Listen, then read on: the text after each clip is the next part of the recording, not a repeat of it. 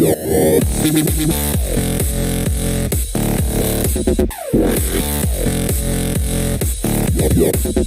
bad luck is biblical. It's good luck, all on how you frame it. You stab me? Do you have anything sparkling? It's my bad luck. I gotta get off this train. Exclusively in cinemas this year. My shoe games, class I hear it all the time. You can tell me again. Come back when you got something to say. Just put the fun in my face. I'ma go get 'em. No time looking back, every day gotta do better. I'ma go get 'em. Blow the roof off, or I really want to see, now go tell 'em. About to touch the sky, no helmet. Preparing myself on top, no weapons. On my own, I stop caring, cause they keep telling me. You can tell me again. Come back when you got something to say. Just put the fun in my face. Can you see in the back yet? You can tell me again. Come back when you got something to say. Just put the fun in my face. Can you see in the back yet?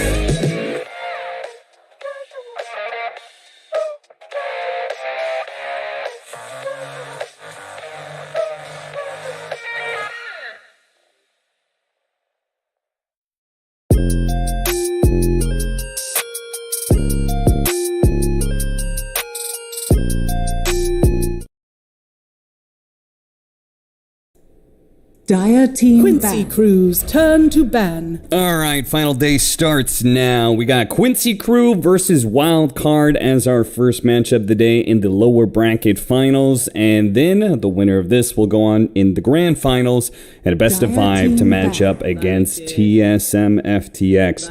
I'm Cap. I'm going to be joined by SVG as always. Avery, did you just wake up? No. No? That insinuation I find quite insulting, sir. Dire team pick. I mean, I know. However, I know you stream late into the night. No shame I was in not streaming. I was taking it very diligently because let me tell you, long day ahead for these two teams. Probably for us as well. Probably for the viewers. You got a best of 3. You got a best of 5. That's how you do it. That's how it's done. I expect 8 full games, 60 minutes each. Barn burners. Anything less than I'll be disappointed. You think we're going to be here for 10 hours? Is that what you're saying? 5 seconds. All I'm saying is if I'm not here for at least 10, Turn to pick. something went wrong.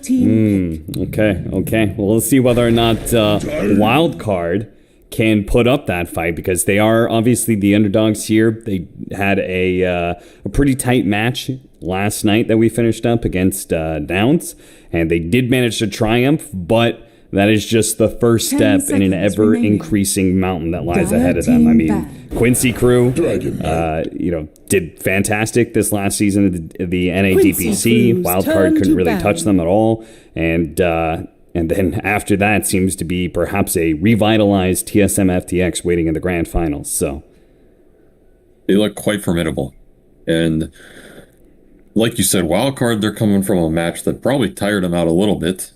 10 seconds remaining. Quincy, pretty fresh going into this one, so definitely some mental advantage there. I think Quincy's pretty favored in this matchup as well, so they're probably very confident.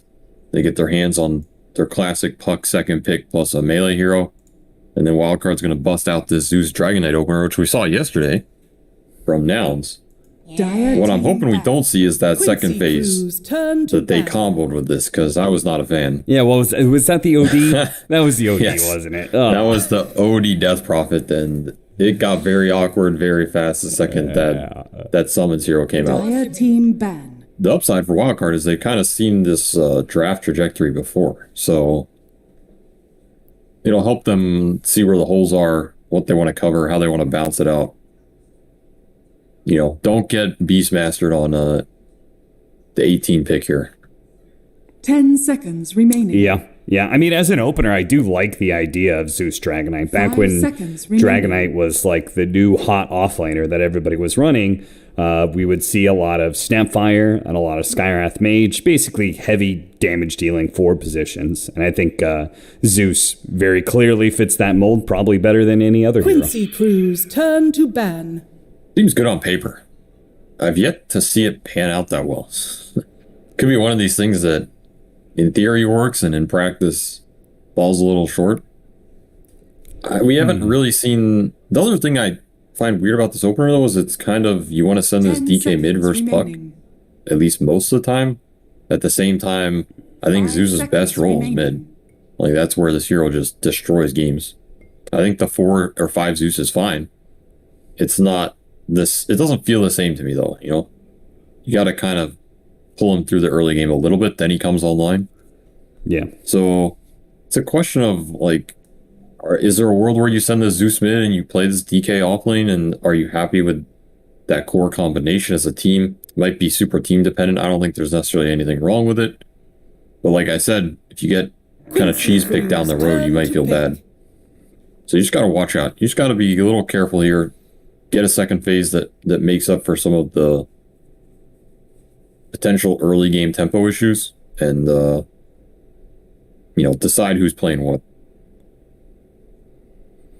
10 seconds. Well, we got some bans coming down the line. They do not ban... Oh, the Beastmaster actually was already banned in the very first phase. Remaining. They also banned the Lycan, so they do deal with a bit of the Zoo, and then the Wyvern Phoenix, who seem to be the most popular 5 positions right now. I like this. Dire team pick.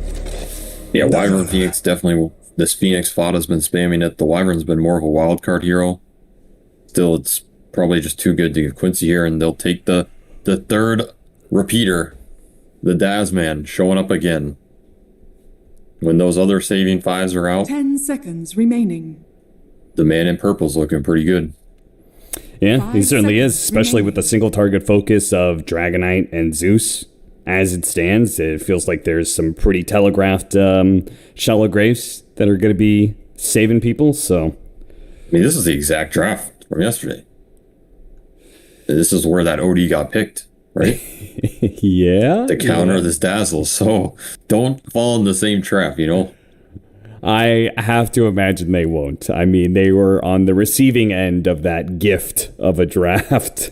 I'm sure they won't do the same.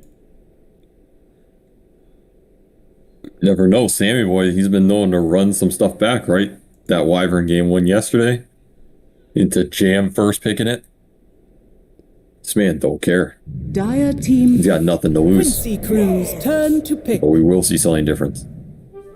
Enchantress. And Mars Enchantress. Interesting. All right, so this kind of locks our Dragonite as being the counter pick to the Puck in the mid lane. And we're going to be running a Zeus 4 position with the Mars. 10 seconds. Which makes sense. Like, I think if you pick this DK for the Puck, you kind of want that lane. 5 seconds remaining. Unless something crazy good comes up. Otherwise, you should have just been happy with playing Zeus there. Yeah. Which I think is also an acceptable route. That's why I'm saying, like, when you do this opener, you should have an idea of what you want to do in mind. Because once you get to the second phase, you're not going to see much more. So I agree. Probably just the DK going mid. You get the Mars-Zeus duel, or the Mars-Zeus offlane most likely, and then that Ench to support your last pick carry here. Dire team ban. Templar Assassin. Templar Assassin. Quincy Cruz, turn. Yeah, I was going to say the other option in this first phase is you take that TA on 8 versus Tiny Puck Opener. Yeah. Which is, I think, what like Quincy's been doing, for example. They did it yesterday. It seems to be pretty strong. Like, you're asserting a lot. TA is still a very good hero for a lot of teams that like to flex it between the 1 and 2.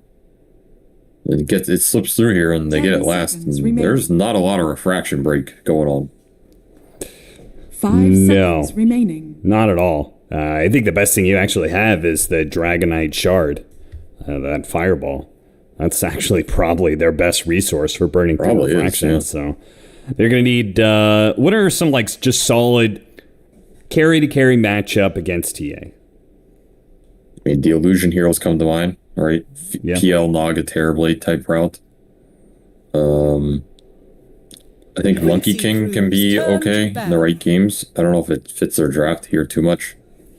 You can pick a lot of ranged carries and be confident. I mean, it is an arc ward meta to some degree, but even these like Weaver, Luna, Medusas, I think you have some gameplay ability.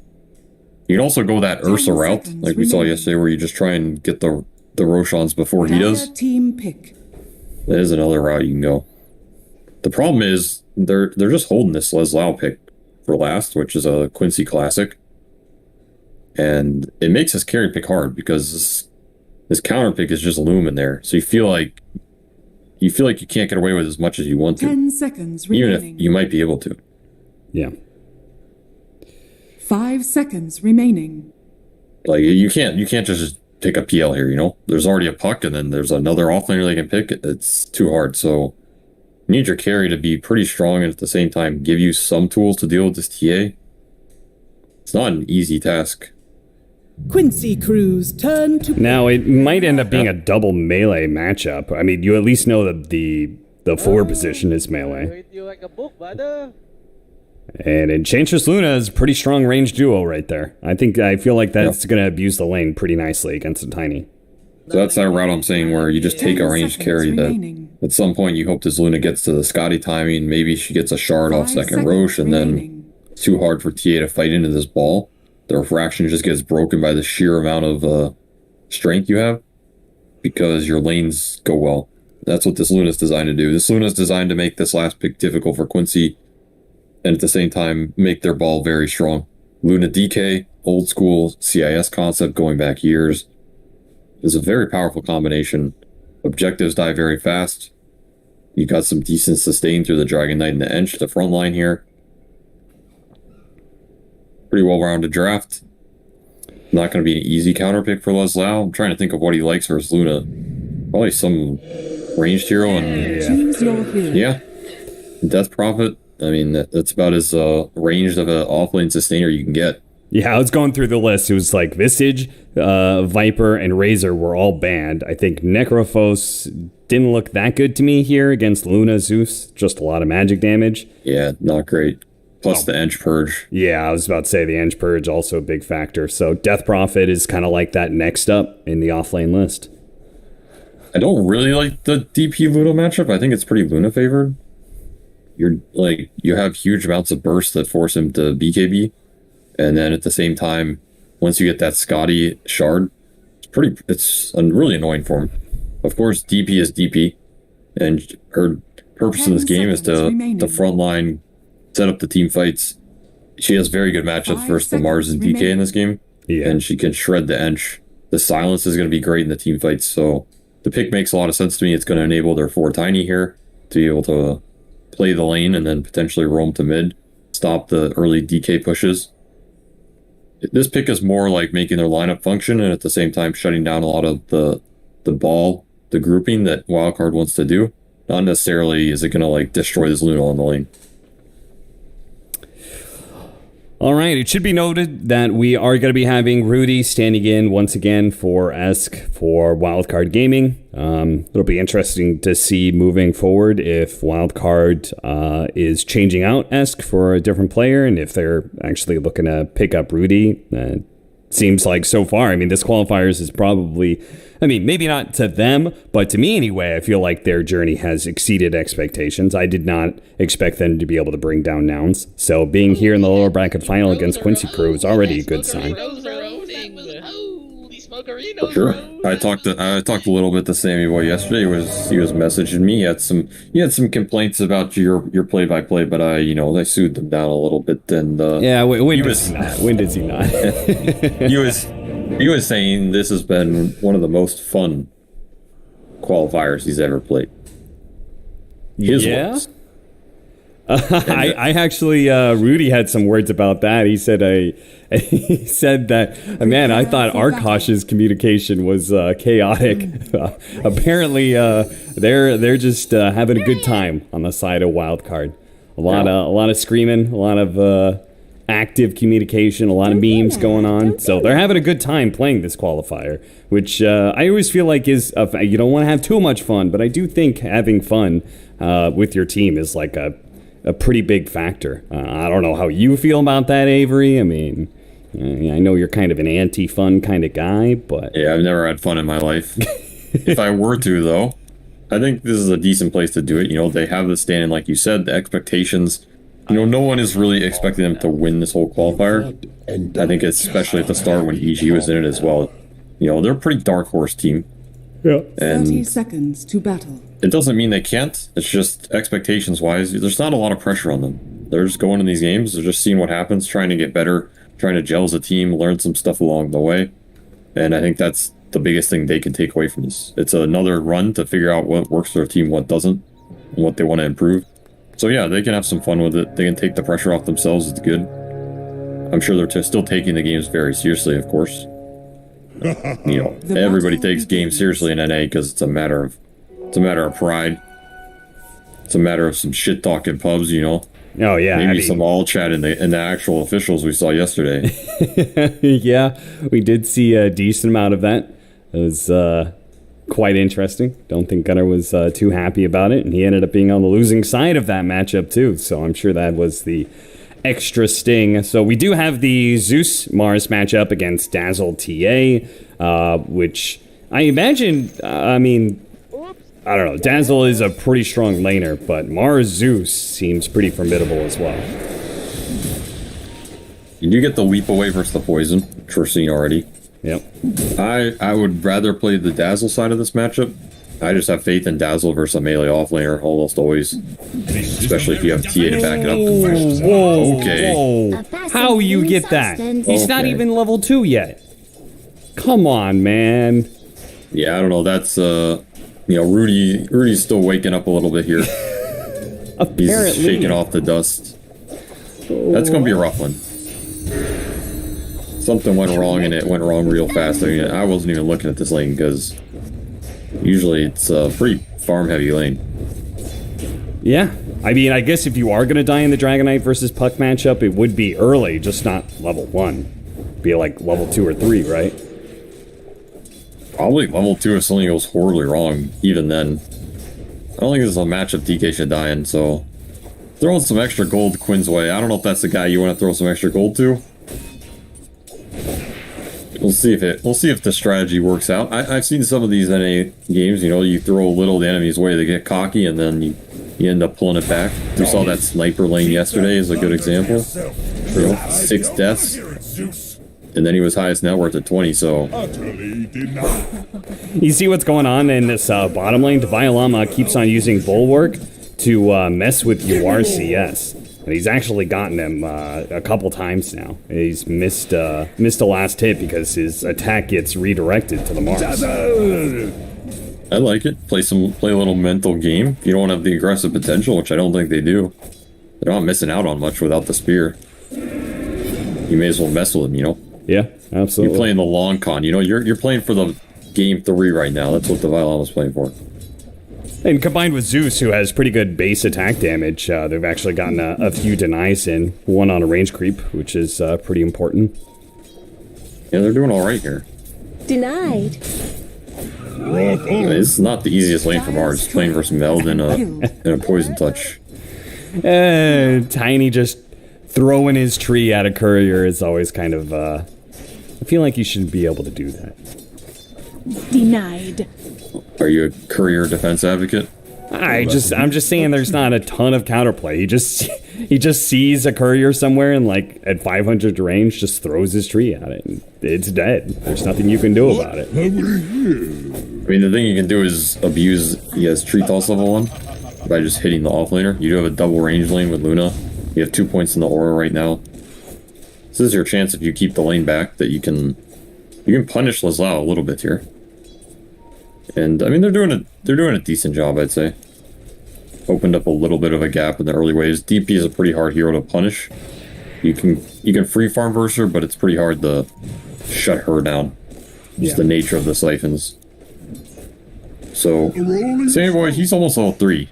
And honestly, I feel like this is going better than most of the edge lanes I've seen. Something disastrous usually happens. The fact nothing disastrous has happened, I feel is going pretty well. He's getting better at the Enchantress, you know? He changed his skill build just for you. Now he's not feeding us. I mean, he had a great inch game yesterday. I remember, like, I don't remember how the lane went, but I do remember he was just able to, like, constantly tank smokes and stuff and didn't die very easily either. Yeah, as long as you get levels on this hero, she's always going to be pretty impactful in those mid-game fights and be annoying. There's not much that bursts her down, and there's not much you want to use to burst her down. And he's already level 3, so he can grab something here if he finds it. Alpha Wolf. Don't mind if I do. Well, that'll give Luna a pretty hefty advantage when it comes to last hits. Is Rudy dead again?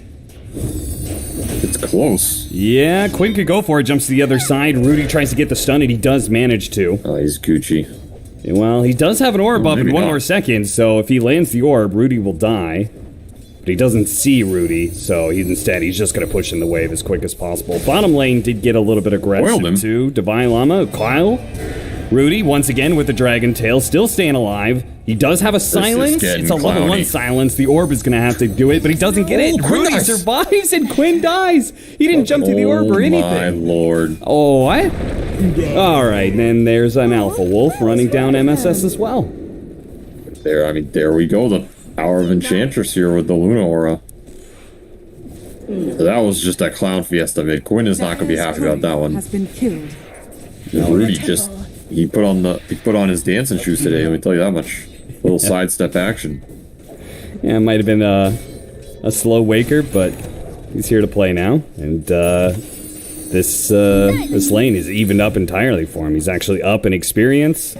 We'll see what he does with that.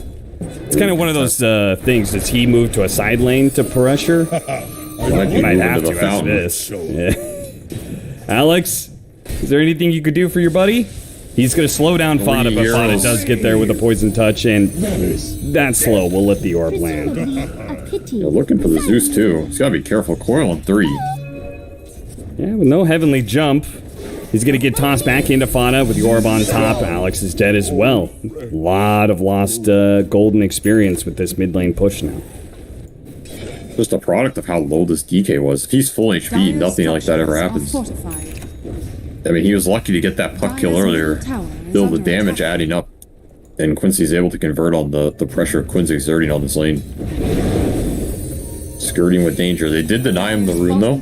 So that was a good rune to deny. And, you know, what is it? Victory and defeat? That's the Dragon Knight line? Sure. Defeat and victory. I'm not much of a Dragonite player, so, yeah. Can't say I've heard too many of his lines. I hate lore anyway, so what am I even pretending here? Still, all things considered, I guess he's down a decent amount now, but... Wait, doesn't he say strength and victory or something? I don't even think defeat's a part of the line. Victory and defeat. Somebody says that. Fact check me, fact check me. You are. They don't have Enchant to be able to slow him down, but they do have the Wild Wing Ripper to pull him back, and the spear lands. Very nice. Sammy boy coming alive here. Yeah, very nice rotation. They're going to run into Fada now. Hurricane actually has a pretty long cooldown, so it's not up again, but the Enchant slow, especially with Rudy coming in through the other side. Fada's definitely dead. We'll put a little damage on Quinn as well, force him to jump away, and maybe they can start putting some pressure on the mid tower. I mean, the Enchantress Dragonite duo is one of those duos that just like guaranteed takes the mid tower by, you know, like 15 minutes. Especially if you get the summoner up, you get some skeletons in it. Yeah. Flip side is Lau. He's just ult at top. No one is under attack. Remotely interested in defending this. So that's going to be a pretty fast tier 1 for him. Always happy to trade this level 1 exorcism for this tower. Open up the map. It's going to push him pretty nicely up the chart. And as you said, Wildcard's going to have to look for the trade here. Yeah, they try and pressure War with the last little bits of that haste rune. Only so much they can do now. Rudy puts in the poison damage onto the tower, but these towers are still pretty healthy. So Quincy crew want to, they could defend, but without exorcism. Is under attack. I don't know if this is the fight you want. One more impetus? Couple of boulders already used. The last impetus will be able to finish him off. Sam, up to a killing spree now. Bottom tower is under attack. Getting some work done for sure. He had the Shard Golems off the split and the Warpine Raider. You're not fighting that even if you're the Dazman. Meanwhile, Coil mid. Coil mid, but Eve is also here. Something they probably didn't expect. They are able to get the kill onto the Zeus, but Mojo's going to take a lot of damage on his way out. Eve does have a little Lucent Beam, but with the Golem coming in through the side, Sam puts in the damage. Quinn is going to be able to... Well, he actually doesn't. He actually couldn't jaunt over. He got hit by a Lucent Beam perfectly timed, and Quinn gets pinned.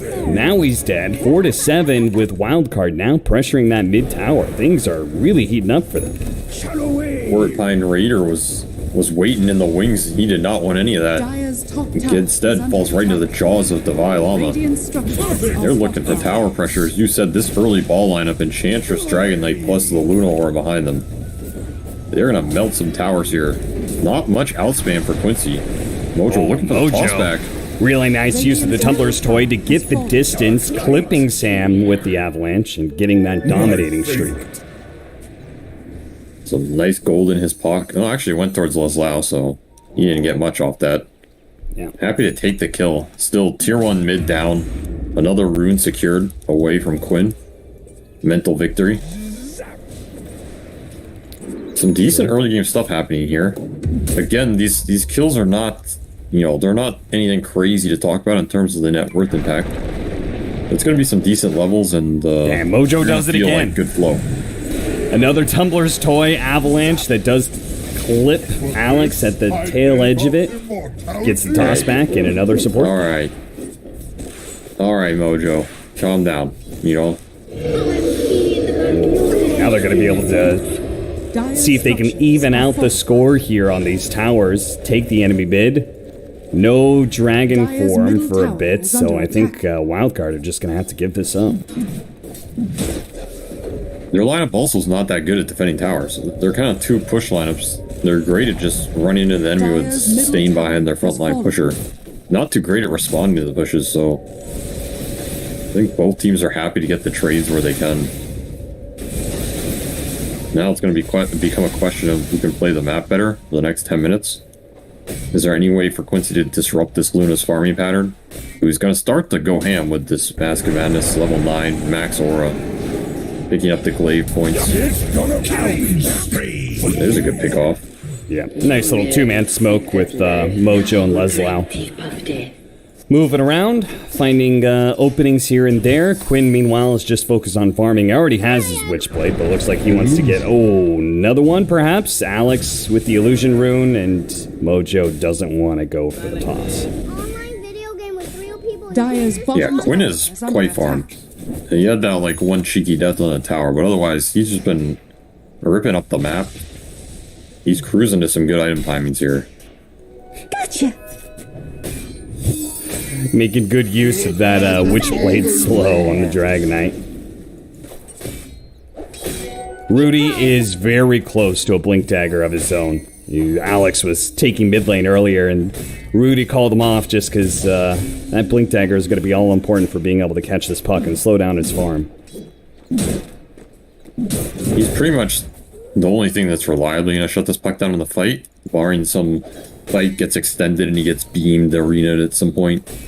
Another thing that's happening is Sammy Boy he's queued up an Orchid here, which is going to be very strong if he gets to it. Radiant are scanning. I have a big question of will he get there at a decent timing.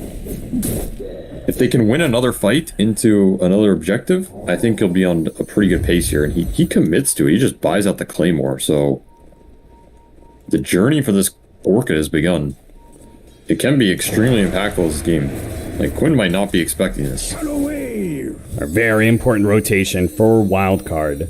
They just picked up the Blink Dagger.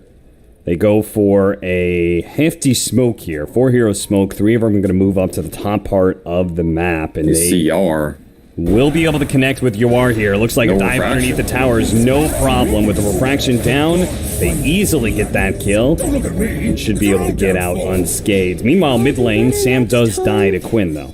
A strange time to hibernate. Gets right click down. I mean, that's a classic Sammy Boy death. You gotta gotta give a little here and there. I mean, he's doing that somewhat intentionally, right? He's aggressively showing on the mid lane to disguise the smoke movement. A little too aggressively. yeah. Still. The other downside is you gave a haste rune to Quinn, and he's putting it to good use. Yeah. I really want to see a smoke gank on this puck specifically because, he'll find farm eventually. Like, TA's just too good at it, but this Quinn is terrorizing the map right now. Yes, puck is the highest value kill they're going to get for probably this game in a long time. Like you said, killing TA, alright, it feels great. He doesn't care, He's just back to the jungle. Yeah. Nothing really deters his timings here. Gonna go for Divine Llama, but it was a bait. Rudy was set up with the Dragon Tail stun, but they didn't have a follow-up there. No spear available, and the two supports do not offer anything else. Fortunate that spear was used, and now the smoke wrap from Quincy. They have all their spells. And they're thinking about this Roche with the Exo. Without Deso, but I guess Exorcism does enough for you. Yeah, the meld hits plus the Exorcism. It is melting this Roche. Even level 1 Exo is enough.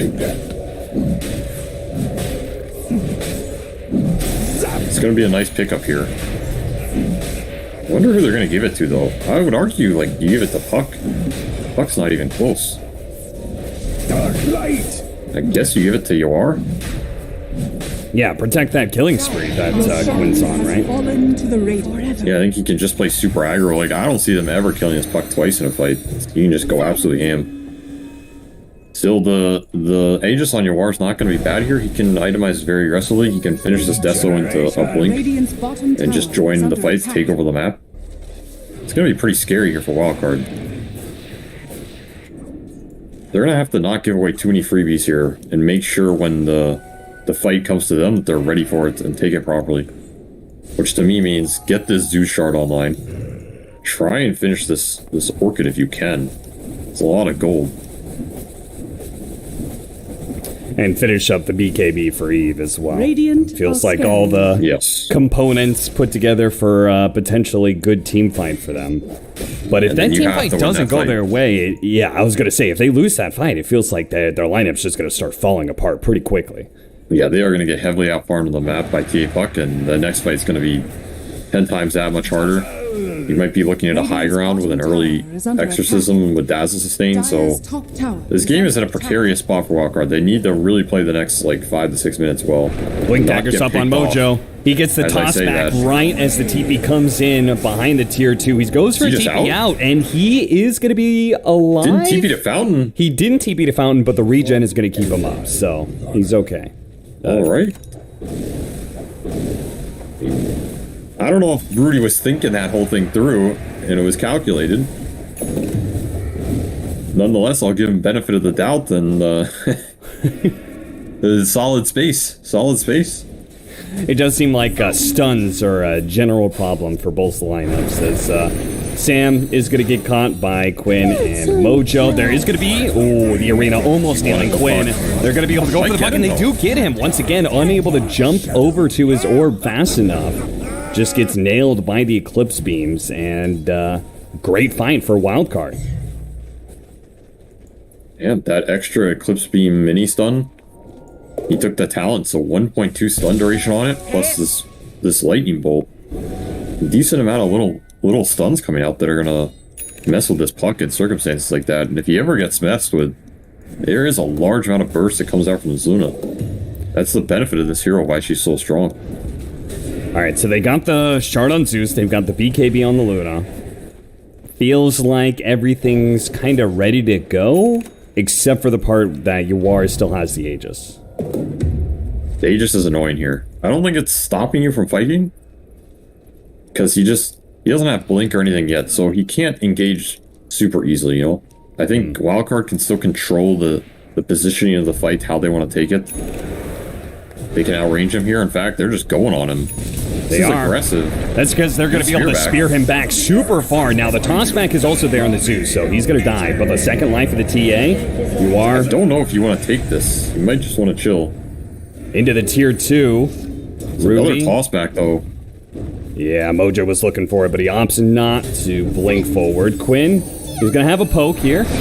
Oh, nice coil into the 3-man avalanche. Mojo is going to die. Sam, he was able to get off something there. Really good silence follow-up from the Death Prophet as well. The arena goes down last second, but the Mars dies, and they're running out of damage. Leslau, with the shallow grave, is going to be able to stand his ground. Quinn looks to follow up on Sam, and with another orb coming in, well, maybe with the Orchid. Is it possible? Yeah, he can get that kill. Nice trade-off.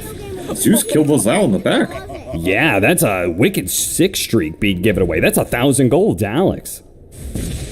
Zeus is back, baby. His nether shawl's back on the ground. I don't know how that happened. Yeah, somebody picked that up. I mean, he's going to be happy to see that one. An extra spell amp. Well, that was an interesting fight. I mean, that Orchid did work. It prevented the toss from the Tiny. He insta-dies, and then on the end of that fight, Orchid's the puck. Still no Dispel. He's going Lincoln's. It's a decent amount away, so this Orchid timing already paying off. Of course, it's still a decent amount of right-click damage for the Zench as well, it's going to help him scale. I like the itemization here. I like when you're in a game like this and it feels like the enemy team has like this huge, overwhelming damage. If you pick up some extra scaling on one of your supports, it just makes the game feel more comfortable. Like you're not always falling behind or something. Oh, Alex does manage to get off the heavenly jump. Right. They burst down Fada. All right, Zeus. Calm down there. The power that this little man packs, especially with the help of, I guess, his son in Mars. Zeus and Mars.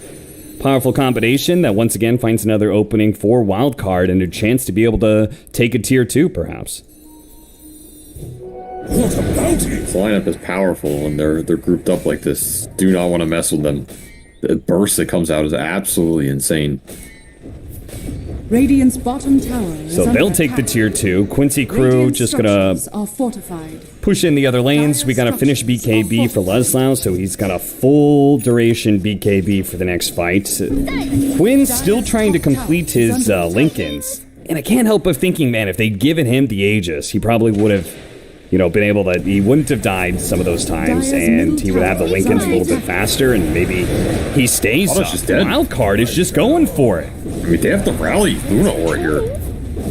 These creeps are hitting hard. These heroes are hitting hard. These skeletons are doing 27 damage apiece with the tier 3 already down. Now the blades are going to start bouncing around. That's going to cause some problems for Uar. Uar does have the BKB, starts going for Rudy, but Rudy's armor is big enough. He's going to be able to tank through that. TP out. Eve is going to go for it, but that was a late TP out. Uar is still low, and perhaps... No, they don't have anything. Rax is dead, though. Yeah, very early Rax. I mean, that is early melee Rax. Oh, no, really Alex! He didn't make it. Did you see that? Needs a bigger leap. Yeah, it was the high ground leap, and he got pushed back down. Very sad. Don't be mad. Don't be mad. I'm trying to think if that's worth it. I feel like it probably is. I mean, this early of a melee Rax, it's going to be a significant burden on the lane shove down here, especially bottom lane for Radiant. It's going to be annoying. At the same time, this Luna death, it does hurt a decent amount. Yeah, they don't have a Boots of Travel hero on Quincy crew, right? Yeah. So they actually really do not have an easy way of just dealing with that pressure in bottom lane. It'll also likely mean this range Rax dies at some point. It's so low and no regen, the creeps will kill it. So if you get a Rax there, the melee one is way more valuable in this ranged. And I think Wildcard are pretty happy with that exchange. The Raxes aren't the end-all be-all they used to be. I think especially players mentality-wise, players these days are not like... A lot of teams, they don't see this Rax and think, oh, no, we're super far behind or anything, I think back in the day that used to be the case. Now it's more like, whatever. Like, we're happy to get big kills over a Rax and continue to play the game. Yeah, still, like you said, it's just so early. Pretty rare. There used to be a time where nobody would ever give up a lane of barracks for, more time to farm or something like that. But now we sometimes do see that. Sam, he is just going to walk. The intrepid adventurer, once again, goes into the darkness, does get met with a bunch of Quincy Crew heroes. Really nice spear, but the trees broke. What happened there? I have no idea. Well, that is just sad, because now, if they had killed the puck, that would have been a successful team fight, but now it's just going to be Wildcard getting run down all over the map. Uar is going to be able to collect a couple of kills here. Leslau the other one.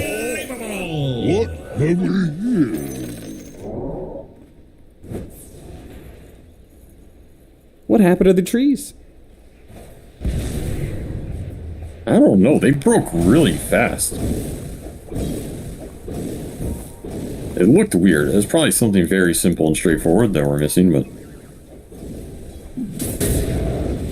Like, what abilities break trees? I guess he rebuked him into it? Yeah, and it broke the trees? Yeah. So I guess he just had to have rebuked him, like, while he was getting speared into it. And it bumped him into the tree, which breaks the tree. Nice. That's a bit of an awkward interaction. A hasted Tiny gets stopped by Dalai Lama's excellent marksmanship. They are going to be giving up the Roshan, though. That's going to be taken solo by Uar. Yeah, another toss back and another coil. Every single time they get a pick off on one. This time around, they do manage to get the spear onto Quinn, and he dies. But perhaps Quinn isn't the be-all, end-all of these team fights anymore. They've got Leslau with a BKB. They've got Uar now with an Aegis and a Shard pickup as well. This Quinn is really just setting up for Uar and Leslau to just run on through things. Has fallen. The power of this Death Prophet. Leslau is very happy to play this hero, and he's very happy to scale with it. Having a very good game here, 11-1. Just cruising through the team fights. Of course, it helps when you have Dazzle behind this hero as well. The new Grave, giving him extra heals and extra survivability. Dalai Lama. My man flirting with danger. Yeah, that was a successful scan on both sides. And ultimately, does get Dalai Lama barely out of danger there. You are trying to use his Aegis to see if he could just bully some supports. Especially with that Shard. Dangerous pickup for some of these supports. I still think Wildcard have a decent timing. Like, they're down 11k. But I think they have a decent timing in terms of they get the BKB up on this Mars. They have the one on Dragon Knight. If this Luna can get to Scotty, she already has Shard. I think they have a decent way to play the fights, where this Luna can just start poking with beams, guiding people up. The toss back is going to be the annoying part in this game. Like, Wildcard does not have a good way to deal with this tiny tossing heroes into the Quincy lineup. That's going to be the biggest thing they have to watch out for. If that doesn't happen, though, I think they can still take these fights for a decent amount of time. I say that in history on repeat here. Same way, is just, he is getting tossed to his doom. I feel like I keep on experiencing deja vu. Sam runs forward, gets tossed back by Mojo. Quinn jumps forward, gets a coil onto a core. Most of the time it's the Dragon Knight. And rinse and repeat over and over again. Two heroes will just die at the start of a fight, and Wildcard have to scramble out of there. Yeah, I don't know if his ideas, they can stun this Tiny when he blinks in or something, and they're just not executing, or what's going on. These deaths are costing him a lot of map control. Mars does pick up BKB. Is under attack. This Zeus still pumps out a lot of damage, and this Edge still pumps out a lot of damage. That's another reason I think these fights, they can still go Wildcard's way, even with the deficit. They just need to stay alive, and I mean, Mojo's not giving them the chance. Where are you going? No, he's not. It is going to be a little while until they have a BKB piercing disable, at least. So, if Dalai Lama wants to go for his suicidal pushes in these side lanes, he could probably do so with some confidence, but they're not going to do that. They're going to try and take Quincy Crew head on, or at least, in a way, head on. They're not going to walk directly where Quincy Crew is at, but they are going to get out on the map, secure this outpost, play around their high ground vision that they've got right here. Uar still has Aegis here. You can just go in and burn it. Yeah, another toss back. Rudy going to be forced to use the BKB. An attempted spear back into the tier 3, but it misses. And now Divine Llama may have to use a BKB of his own. Actually does get hexed up. It's going to be Fada's Shard in work. Sammy Boy warded for this fight mid. That's his last ward. He gets spotted on a trap. He is donezo. Yeah, TA traps make it... I mean, it's such a win more item. You know, the shard pickup. You have traps everywhere. Yeah. They get so much vision. And anytime these poor supports walk out, they're already defenseless against a TA, but to make it that much worse, they get silenced as well. Makes this hero so powerful. You get those Roshans, you get ahead. Traps just close the whole map out. You can't deward them all. It's impossible. You just die trying to. Dragon Knight, no BKB from earlier. Avalanche toss back. Popped. Rudy looks like he's going to be burned down, and the Mars going to be run down by Leslow as well. 2 big core pickups, and straight into the high ground they go. This Tiny just broke this game open, man. Like, they just don't have an answer to these tossbacks. And their heroes are nowhere tanky enough to take the fight once they get displaced. Yeah. Exorcism is shredding them with the Deso minus armor. Puck doing Puck things as always. So Luna's trying to get to the Scotty. By the time he gets to it, he might not have a base left. It looks like it's going to be 2 lanes. There is still the tier 2 up in the bottom lane, so they don't have to worry about Vegas. So Eve can stay out on the map and complete the Scotty that you're talking about. They do have vision of him, though. They've got this high ground ward, so they spotted him. He does have BKB TP out. Available at any time. Dire's middle barracks has fallen. Doesn't want to blow it if he doesn't have to. The mid lane, they are trying to push out. They're going to run it directly into Yawar. Immediately, Thunder God's Wrath goes down. Looks like they were able to kill Sam, but the jump at the back line, Divine Llama catches Fada. Nice pickup, but Yawar continues to hunt down the Zeus and gets him too. That does Quinn. How did he die? I mean, Enchanted Quiver Puck destroyed him.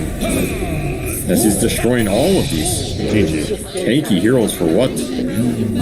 Quinn sends it to a game 2 very convincingly here. And Dire's middle tower is on Quincy Crew. I don't know, just not coordinated on the map. I think Wildcard, they had some decent stuff going for them. However, these tossbacks, the puck coils, Enchantress going down first with pretty much nothing used. Pretty hard to take 4v5s in this meta, regardless of what the situation is. Yeah, when was the last time that Wildcard started a team fight?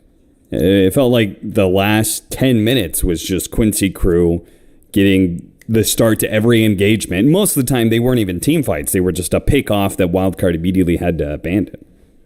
Well, that's the power of the TA trap vision on the map.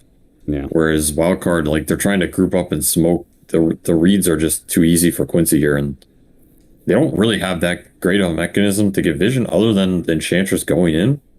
And then the problem is he's getting displaced by Tiny, so him going in does not achieve anything. And I don't know if they really found a good solution around that. It's hard for them to just split push the lanes because Puck can catch and deal so much damage. You don't feel good at a certain point with your BKBs getting forced. And then, of course, the problem with split pushing this meta is at some point you lose Roshan.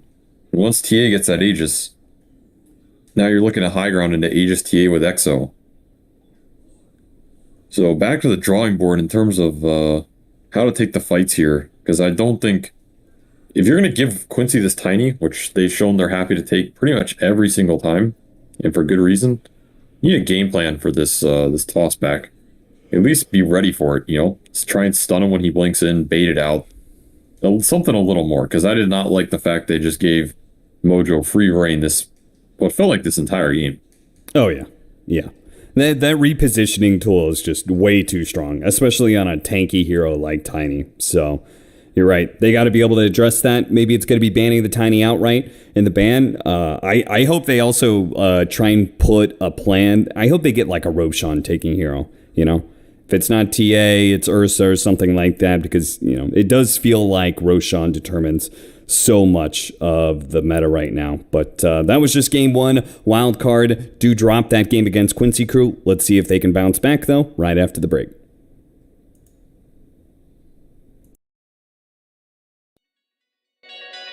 We're so far from close. It's so hard to find my destiny. Try not to drift apart, 'cause you'll be right back at the start. And I don't wanna keep on falling. I gotta stay recalling memories we've lost and found. Explain to me what it's all about.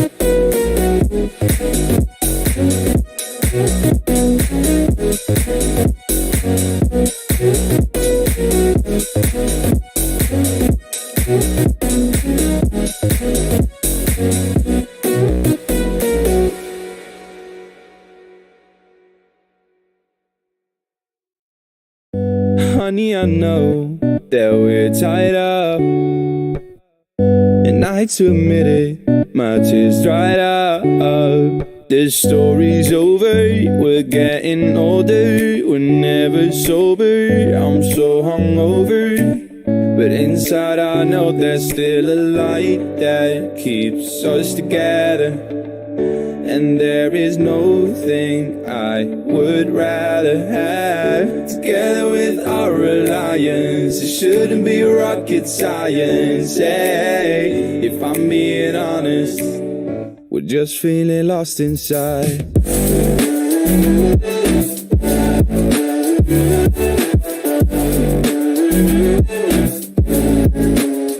Together with our alliance, it shouldn't be rocket science. Hey, if I'm being honest, we're just feeling lost inside. And baby, I know that I fucked up, but hear me out just a minute, I'll say what's up. We can't be broken by words unspoken. Our life's an ocean, but right now it's frozen.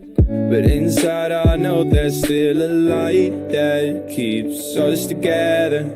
And there is no thing I would rather have. Together with our alliance, it shouldn't be rocket science. Hey, if I'm being honest, we're just feeling lost inside.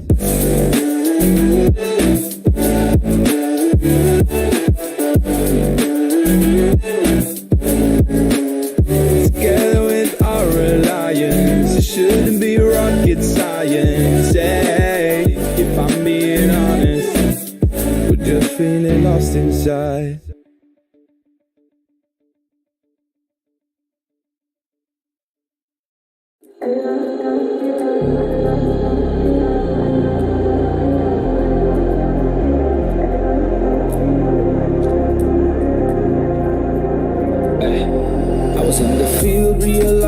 could make it. Sacrifice all my time towards greatness. Been alone in the dark, isolated, and my dreaming isn't real or separated.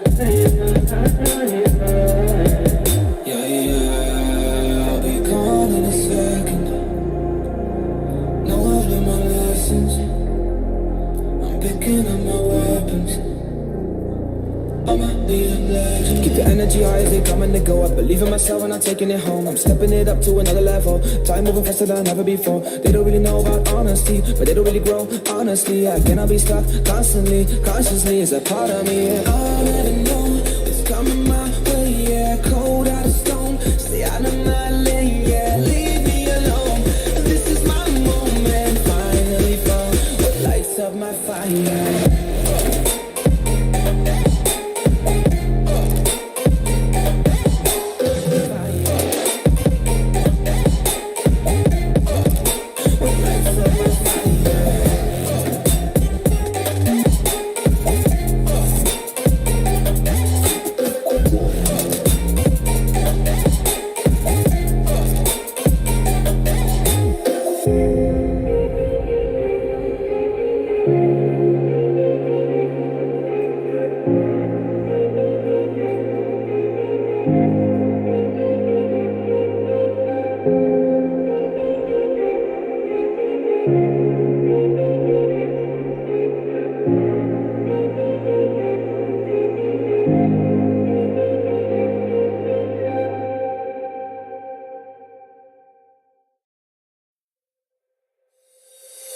You call my bluff for the last time. This ain't a song, it's a battle cry.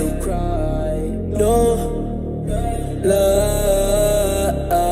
I see the clue between the strobe lights. I'm haunted. Black face, hey, follow me around, okay, black face, hey, follow me around, okay, used to want it bad, used to want it bad, but I can't taste it, I can't help you now, okay, follow me around, okay, black face, hey, follow me around, okay, black face, follow me around, okay, black face, hey, follow me around, okay, black face.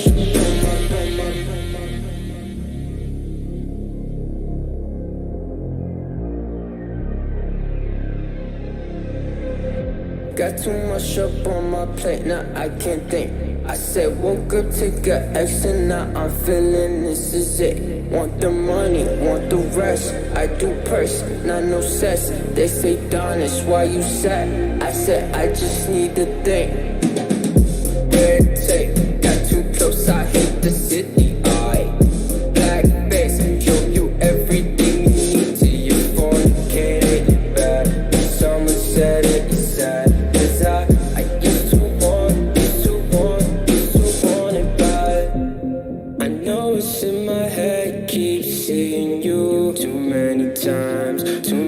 Times, yeah. I know it's in my head, keep seeing you. I know it's in my head. Follow me around, okay, black face, hey, follow me around, okay, got too much up on my, follow me around, okay, black face, hey, follow me around, okay, got too much up on my, follow me.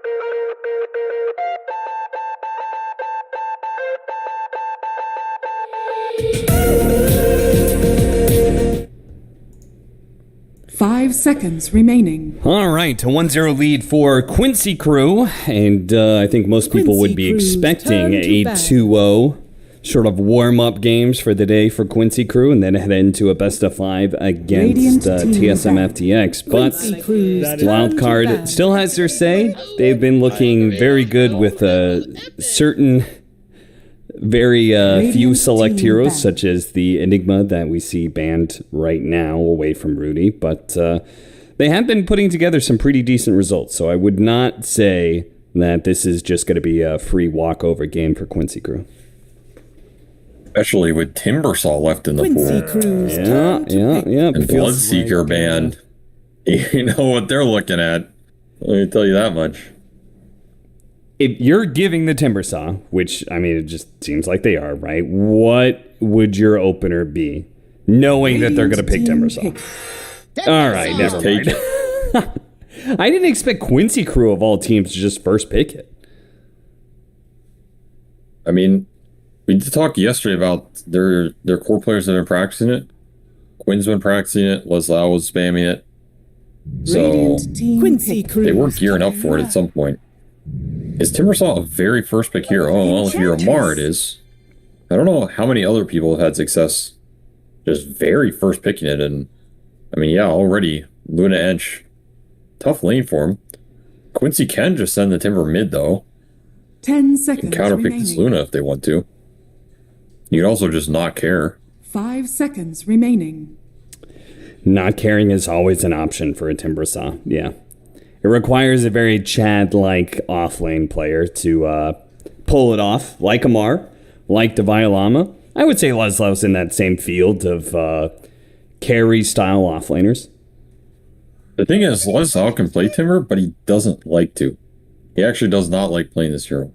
Really? So, what? Why? Yeah. It's a fun hero. I don't know. He just, it never 100% clicked, I think.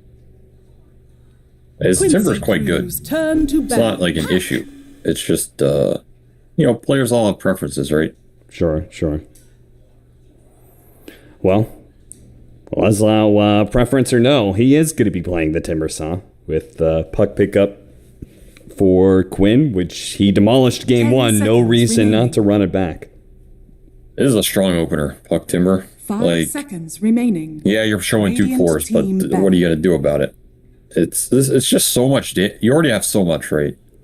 You have infinite damage. You have slows, silences, stuns, potential BKB pairs with the 25, which, yeah, it's a long way away, but that's when it matters. And I mean, these heroes give each other what they want in a sense.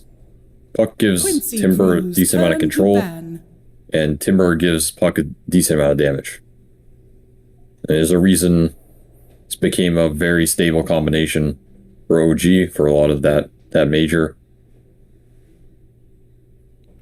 It's just a very stable opener if you're gonna jam cores like this. So I'm not surprised to see it. Once again, I feel like the onus is on Wildcard to address these heroes. You have to make their life hard. You can't just, these are not heroes you can, or we got Luna, Timber's game is rough. It's not how it works, You need to make sure these heroes have a really tough game. That's how you are gonna feel good. So heroes that are good against both, I mean, just heavy magic damage and stuns, right? Preferably Pretty instant much. stuns. It's going to be hard. I mean, that's the other thing. These heroes balance each other out. It's not Quincy Cruz the heroes that are good against turn one to are often ban. not good against the other. So you're gonna have to pick and choose and make sure you're happy with what you get. I mean, there are. I don't know. I'm even trying to you want to play a DK here, for example. It's okay, right? It's good with your Luna Ench, like we saw last game. Yeah. You want to pick DK into Timber, it might sway you. 5 This seconds DK puck remaining. isn't even some super one-sided thing. It's good. It's not Radiant crazy. team banned. Same with like a Kunkka or something. So it kind of puts you in a weird situation. I could see Wildcard going for like the Rudy Void Spirit or something like that. Yeah. That's probably their best bet. I mean, Void Spirit's a very good option against Puck. 10 seconds Also remaining. does Ember pretty too. well against Timbersaw. There's, I mean, 5 Rubik's pretty seconds good remaining. against both. In the offlane, I would Yeah. say Death Prophet, but Quincy Crew did ban that one away. I mean, the Nyx would have been pretty good as well. Oh, yeah, that's a great one. Yeah, Rubik could be interesting. I still think that hero's a little undervalued in the current meta.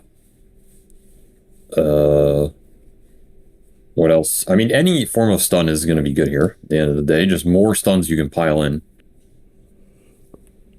I also think Leshrac comes to mind, which I think is an interesting matchup versus Pluck. We just haven't seen much Leshrac, and I think it's a hero you kind of need some sustain or saves behind. Oh, there's a pseudo stun. Sidekick for Luna's pretty nice. Yeah, for sure. It's near instant stun against Puck, though Puck also has been picked against Marcy because you are unlikely to get rebound disposed. Blink disposed is a threat, but before that, when you just have rebound to give you mobility, Puck is a pretty good answer to it.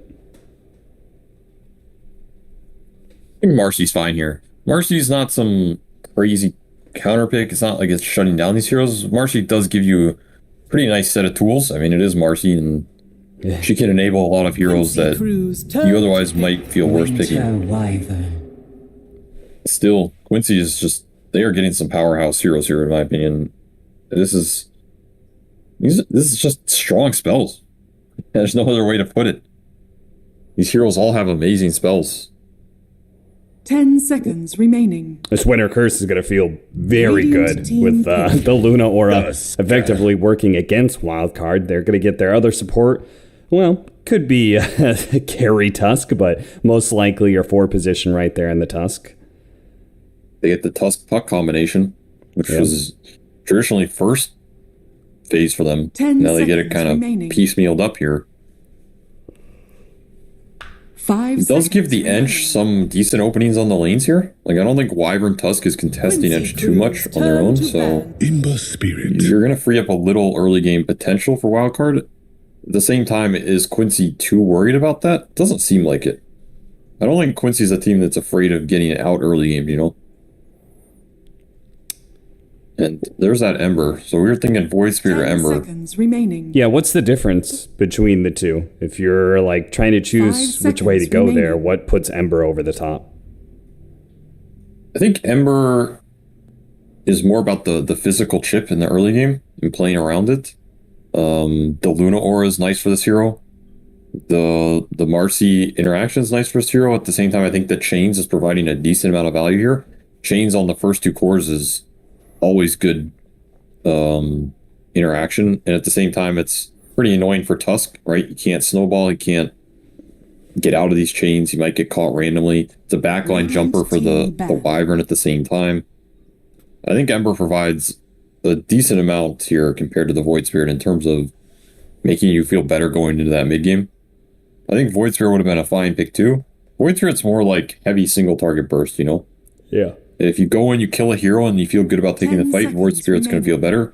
If you want to take these longer fights, play more for like some extra physical scale, then Ember's going to feel more formidable. I like the Ember here. I also think the lane matchup versus Puck is in theory better if you play early well. Wow. Considering the Dragonite First Blood that happened earlier. Yes. Hopefully big Rudy, asterisk on that one.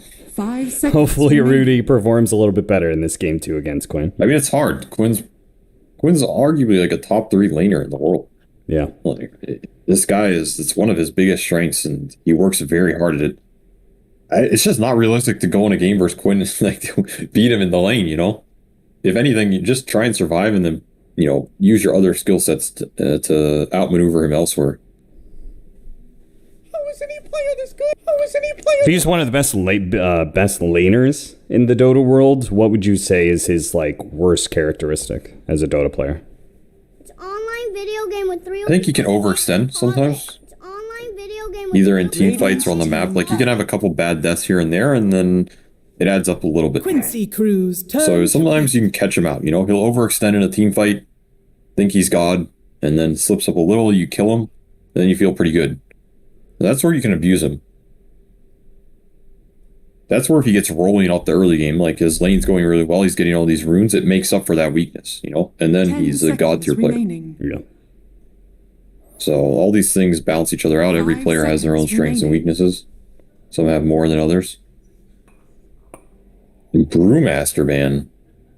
That signals some specific hero they want here, because I don't think that's a conventional ban in this position. Radiant team. Is it like Troll and Illusion heroes would be my thought. Instead, it's a Juggernaut. I don't know. I don't think Brew is good versus Jug at all, so maybe they had the Terrorblade in mind. Yeah. Terrorblade is a good Luna matchup, so it could have been that possibility. 10 seconds remaining. Calm right now. It's a good Jug pick. Calm right now. This hero's pretty annoying for Ember. Ember relies on these slight chains in the fight, and if everybody's just sitting there getting healing warded, pretty obnoxious. No BKB pierces either at the moment. There is a Beastmaster still available, right? I don't see him anywhere on the ban list, so they could go that route if they want the BKB pierce. It's also, I think, a decent ability against Puck as well. There's Enigma as well. The problem is there's this Wyvern got sitting banned there. out earlier. Oh, the Enigma's first phase, yeah. I was about to say, there's no way. Now select your That's true, that's true. Rudy in the game, you're never getting that. All right, no BKB pierce, but another right clicker. And another hero to make Puck's life difficult. I kind of like this pick, to be honest. It's a pretty interesting route to go. It feels like very heavy emphasis on the Puck, and in a way ignoring the Juggernaut.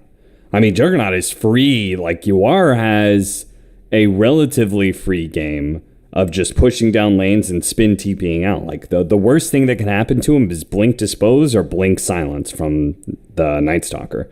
Holy smokerinos, bros! That was epic! Yeah. Holy heck, you bros are owning! I guess you could bank on the Marcy helping you man fight him later. Like, sidekick the Luna, sidekick the NS. Marcy's punching him himself. Can Jug man fight through these cores if they're rolling? Maybe not. Might have that problem. I think what the Night Stalker does is it helps you eliminate Puck and Wyvern from the fight. Yeah. And you take a numbers advantage. That's how you're dealing with Jug, with the numbers advantage.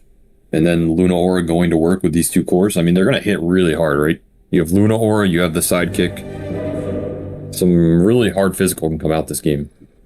I don't think Quincy really has that much answer to the Night Stalker. That's why I think it's an interesting pick. I think you're totally correct about Jug's game is kind of free. At the same time, Night Stalker feels kind of free here. And that hero, when he goes ham, he goes ham. Like, Prepare. this hero is an absolute beast in the games where he can just BKB run in, and what do? I mean, you can curse him, I guess, and Don't be mad. punch him. I don't know. That's about it. He definitely feels like one of the stronger of the offlaners in that, like, second tier, let's say, if you want to take away the, like, Razor and Vipers of the world.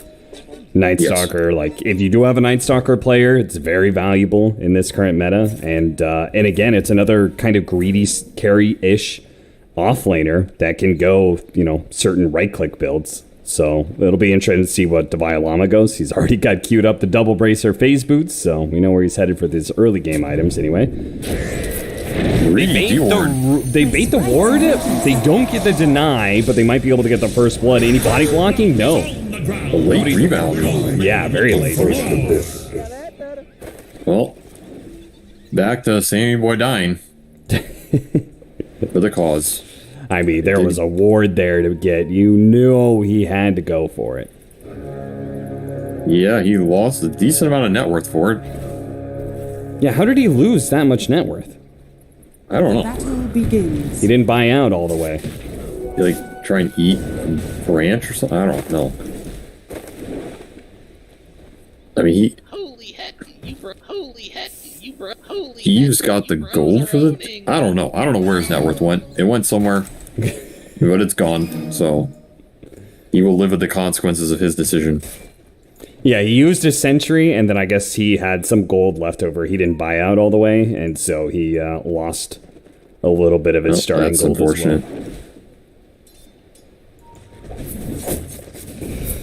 All right, bottom lane. These first couple of levels going to be very important. It's a Luna Enchantress against a Timbersaw. Sam does not go for the impetus that you like to see. Instead, instantly goes for the heal. I guess probably leveled that, I guess, in the first blood situation. Yeah. I mean, you don't need to go impetus every time. I just think it's worth considering. There's some lanes that's very good, especially lanes that you think you can bully, which I think this is a lane they can bully. I think it would have been a consideration here. Like, this Timber even took Whirling Death, right? So he can get a lot of regen shipped here. Even the heal's fine, though, if you just right-click him out. Like, you have Luna Aura. This Timber can get beat up. Nature attend us. Well, Mojo does pull the creep wave over. They're actually trying to gun for Sam here, but with the heal going on, very unlikely to be able to get that kill. The top lane is going to be the Winter Wyvern Juggernaut versus Night Stalker Marcy.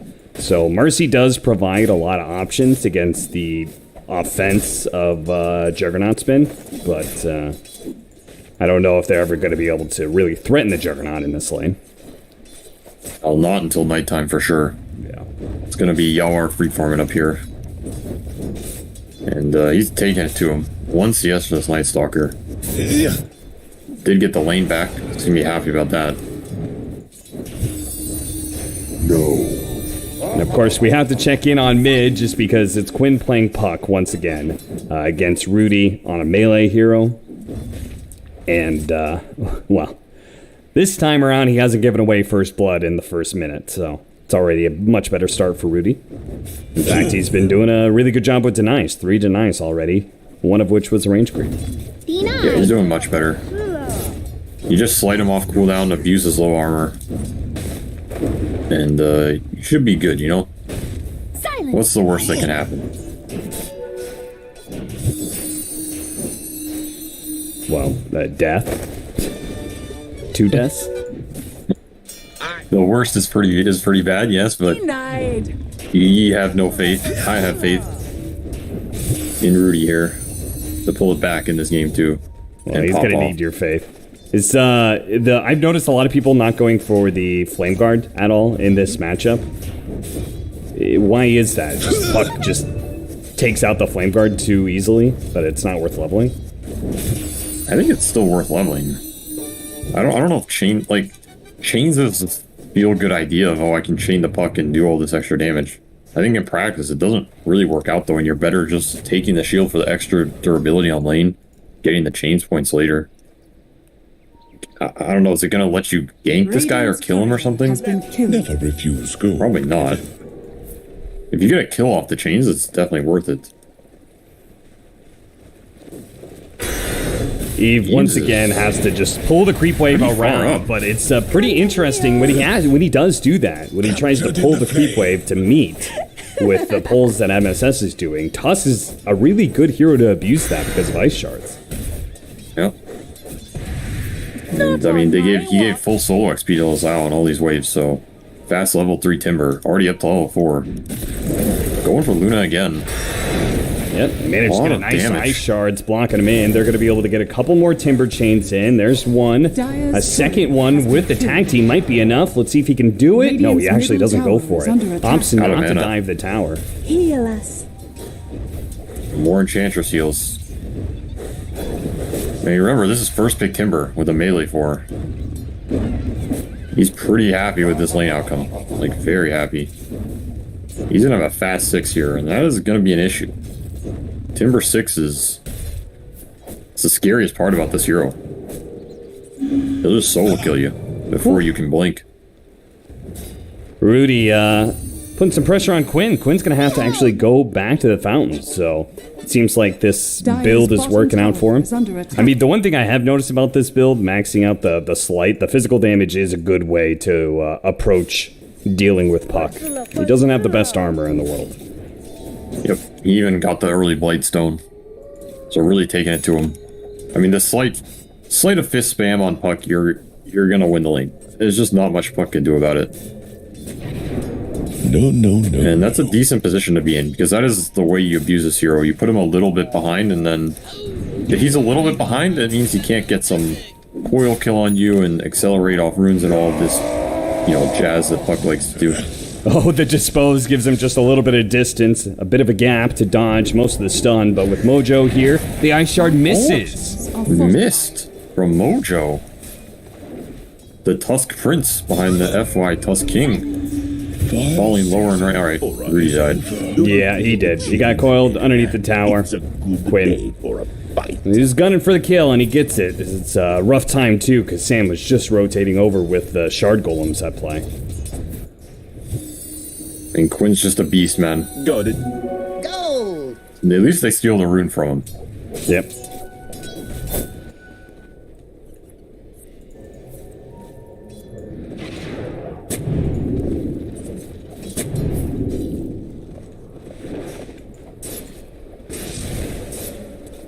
Vine Llama does not look very happy with his lane. No, this was a tough one. Maybe next time. Just a lot of consistent damage coming out from Jug Wyvern over the duration, and Marcy's not doing a lot to help it. Just continually getting blasted and right click down. There's this like massive wave bottom that Leslau created, and they are taking advantage of it to get some tower damage with the Ench creep. Kind of an interesting abuse of I think what Leslau thought was like some free tower from free waves under the tower. Instead, kind of turns into this. Oh wait, my tower is dying. Yeah, am I crazy? Or didn't Quincy crew? I feel like I've seen them do this a couple times, where they stack up a really big wave and then get punished for it. Didn't they do that against TSM as well? Yeah, it might have happened once. I mean, it is the best way you abuse this, you know? You don't let him just take it under the tower for free and get all the creeps, so...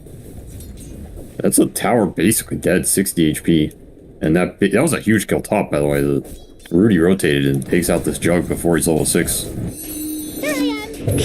Another coil up mid. Remember, no shield on this Ember. Level 8 Puck gunning for the kill and gets it again. Presumably. This is the downside of no shield. You're way more susceptible to this Puck solo kill. Sprites. Bottom lane trying to catch the Timber Saw. They do have level 6. They're going to go for it with the Eclipse. The creep wave's coming in. The Tusk does take a hit, but it's not enough to save the Timber Saw. And it looks like Mojo's going to die as well. Nice double kill. Nice rotation from Alex to set that up. That is the play you can go for with this Luna versus Timber. He maxed beam into the level 6 Eclipse, which traditionally you're not farming jungle as fast, so you really need the kills off this build to make it worth it. And that's the payoff right there, the double kill. Feeling good about that one for sure. A lot of XP going their support's way. This Enchantress is up to almost level 6 off that.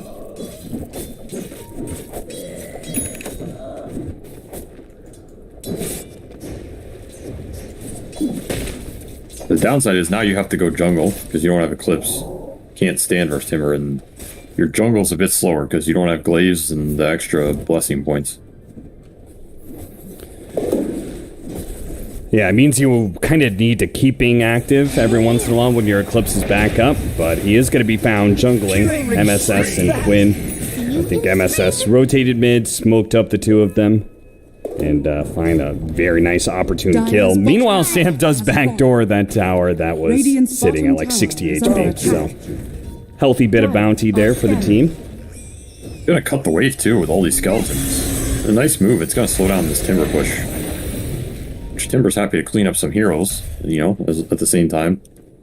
A nice little creep cut. It's gonna be annoying for Lelis down here. Yawar forced out of the jungle. Yeah, that's kind of the best you can do at this point. I mean, it was surprising they got the kill earlier on him, but you still have to pressure him even if you can't kill him. Forcing him to TP back to base is still economic damage.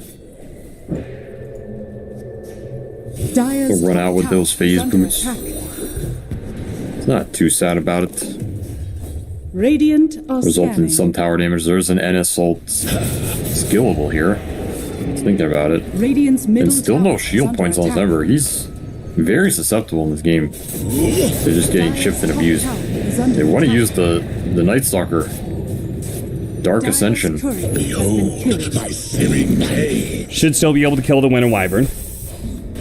As the healing ward is helping, but not quite good enough. The Tusk actually jumping down. Rudy's very low. The extra movement speed coming from the Dispose, but he gets caught by the coil. Now he's dead. Quinn, dominating streak. As he has, would you say yesterday, he's eating his Wheaties? This time he did. Definitely ate something for this series. He has been taking it to Rudy. I'm not gonna lie, this Ember build does not seem like it's paying off to me.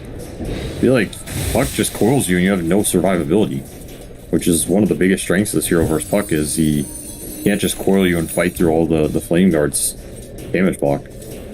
Feels like if he gets coiled, he's just dead every time. Yeah. Especially with the double damage and a Witchblade complete, a level 10 Puck. His Puck's out of control, to be honest. He's got DD, he's got Witchblade, 4-0. I think they should just keep smoking him. I mean, yeah. Unless they're running into like 4 heroes. I think he's gonna find the kill every time. Leslau is dead again to this Eclipse, so... The second time that this skill build has paid off with a kill on the Timbersaw.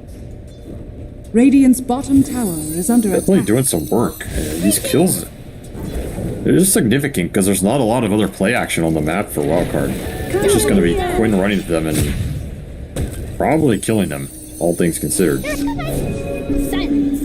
The slow punch leads into the follow-up from the Puck. Good job denying the double damage, at least the last few seconds of it anyway, and he still has his Centaur to keep this tower alive a bit longer. Sandboy has been really annoying down here. Yeah, with the wave cut, the tower death. This tier 1 tower is still half HP. Pretty annoying for Timber, who didn't even go back down here. Is under attack. Kind of keeping them in this early game a little bit. Lava bites the dust. No more upon our face. Run down. Not even Omni used. Yeah, what was that? No Omni Slash? Spin is still off cooldown. No Curse being used either. It seems like they just got that kill just for free. They ran him down. No nighttime. The bat is slow and weak. Is under attack. Can't TP because of the curse, so yeah, a little bit of a freebie. They get the return on Fauna, Marcy, Max sidekick, bashes his brains in, and they do have a Dark Ascension back up. Level 9 NS. He is pretty high level, all things considered. And Max Sidekick is going to help out with the Luna build. The problem you were talking about of, maxing out Lucent Beam, or 3 levels anyway, but the trade-off being you don't farm jungle as fast. Well, Sidekick can certainly help that out a lot. You bros are owning. Yeah, they have a little bit of an ancient stack. Probably wish this was a little bigger at this point. Still, he's happy to lap it up. And I mean, the Max Sidekick is going to do work in this game. They have 2 effective cleave heroes between Ember and Luna. So you get a huge amount of extra value. Is under attack.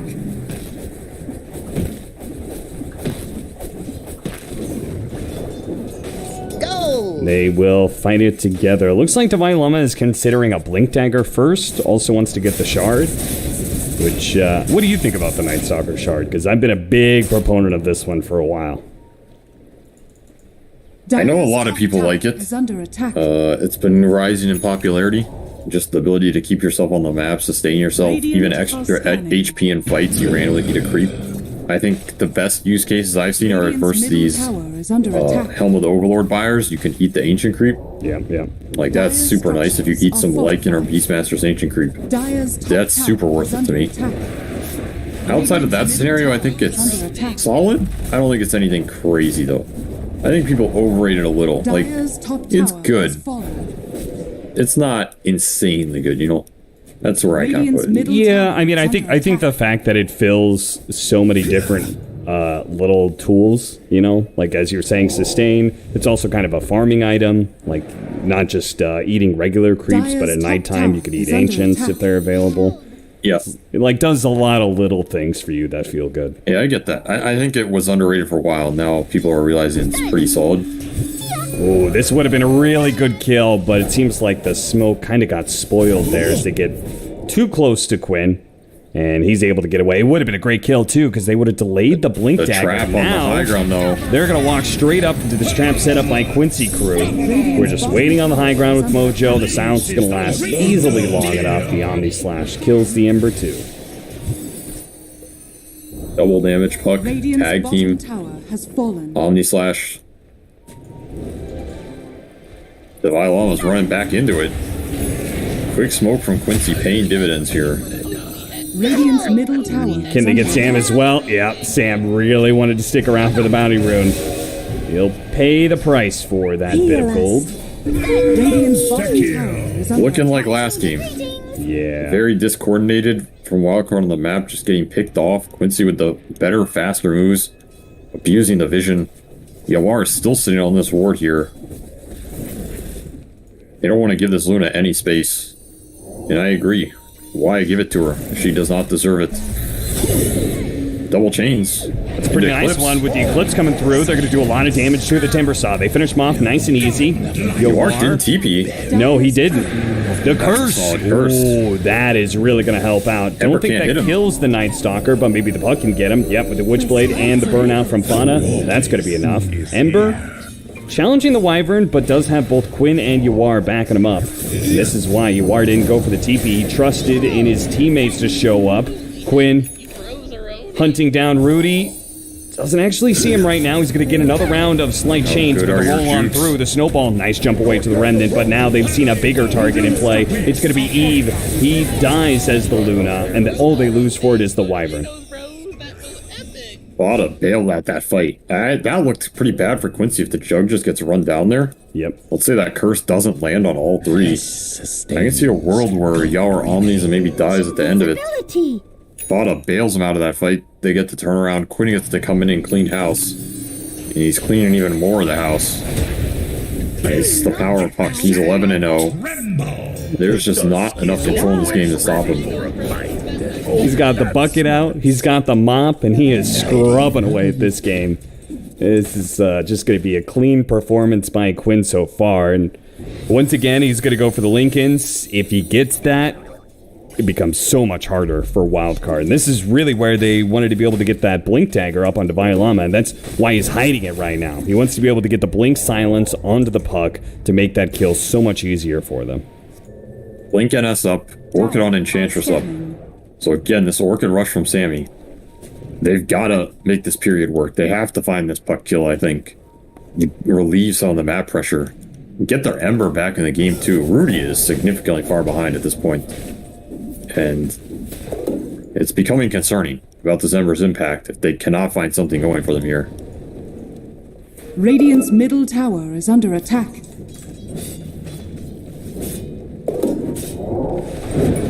It's already pretty concerning that they don't feel comfortable pushing to the other side of the river, but they are met with a Wyvern kill. The snowball was trying to be used to save him, doesn't actually get it off fast enough. The coil's going to stall up to Violama. He's going to take a lot of damage from this, but the rebound might get him out of the way. Omni Slash used on Alex. Mojo is stuck in that corner. It looks like Sam is going to be able to finish him off before he goes down in turn. The Night Stalker is still escaping, dug up a salve, put it to use, but with 3-on-3, it seems like they're not comfortable going for it. Wait, that was Quincy running into the high ground ward where Sammy Boy solo kills the Wyvern with one slight, and then basically solo killed the Tusk as well. So yeah, Wildcard still have everything up. The Eclipse is... Oh, look at that! They used the Glyph to make sure the Creep Wave doesn't die. That tanks up most of the Eclipse. What a disaster for Wildcard. A really smart move from Quincy crew. Gives them a clean win to that team fight. And Divine Llama feels compelled to buy back. Otherwise, maybe they would have lost more heroes. I think he's feeling like this game is spiraling out of control, and I guess it wouldn't be any Dodo without a couple buybacks, you know, here and there. Aggressive buyback is what I'm going to call that one. Some might call it a farming buyback. Yeah, didn't you list the regional buybacks earlier? Where are you going? That's true. I don't know if that's a discussion for an official stream. Alex, hey, do you have to get the Wyvern, but trade it out? Quinn is going to be able to go for Sam. Now, there is going to be the sounds from the Night Stalker. Do they have any damage, though? The Quinn, he's taking so much, they're going to be able to get it. The buyback works eventually. Divine Llama, they don't have to worry about the Omni Slash, but Mojo is going to be able to close that gap with a snowball. Getting on top of the Night Stalker, blocking him in. He doesn't have the ability to fly. Those wings are just for show. I feel like he was alive there. He just ran back into him. Kind of, yeah. said, offer me up to the gods, I shall gladly go, and ascends himself into the heavens for 60 seconds off the dieback. Ascends himself like pure just willpower. He just wills himself he said, up take in me. the air. It's daytime anyway. Take me. I mean, That you is did get true. the puck kill. Yeah, big one. Buyback worth, I guess? Question mark?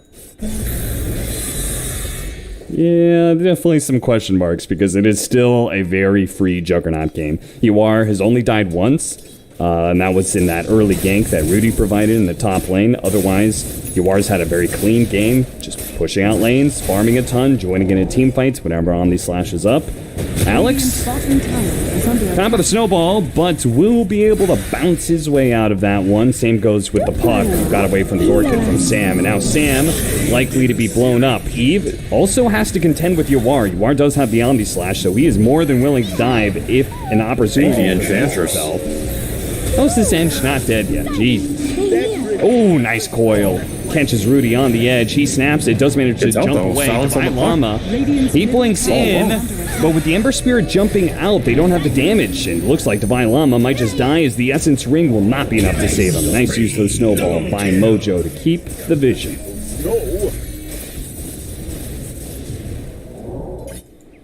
Radiant's Game bottom is getting to the point where the recovery is gonna become impossible. Maybe Divine he's feeling himself a little too much in this one. It's a powerful bat. I don't know how powerful it really is in the position he's currently in. I mean, bringing up that 4th position slot. Radiant structures are fortified. I mean, I kind of get it because he did go the Blink Dagger first. Like, he wants to use this Blink Dagger to kill the puck, but it just doesn't seem like they have the firepower behind it. Vada, he's going to be able to use the Winter's Curse right as the rebound came in, so that's going to be a 2-for-1 special, looks like. Quinn has the coil. Of course, Eve does have the BKB. Never mind. Walrus Punch stops him, so Eve, he's just going to have to use the Eclipse and fight his way out of this one. Vada, how is the RNG not hitting the Wyvern? He finally does get that kill. Mid, Leslau is having a free one, chasing down Sam. You gonna get the kill? Whirling Death, not quite enough. Nope. Daytime silence. Get him. The Ember Spirit's coming in soon. They have a chains. A little bit more. Yeah. Is there enough impetuses? There's Healing Ward. Nature attend us. I feel like Sammy Boy has the most damage on his team this game. Radiant's middle tower is under attack. I mean, he was a big factor in killing the puck.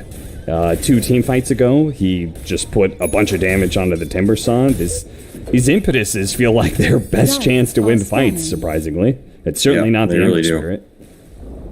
Radiant's middle tower has fallen. No, there's not much going for him at this point. They're going to need one hell of an overextension into massive Eclipse.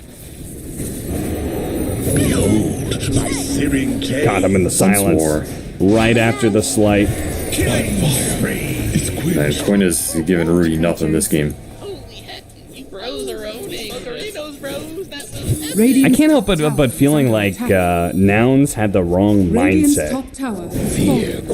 Remember, like, the matchups for Gunner were always bad. You know, it was a melee hero versus Enigma twice. I don't remember what the 3rd matchup was. But hey, here, Quincy Crew's like, no, you don't get to have a free laning phase. We're not going to give that to you.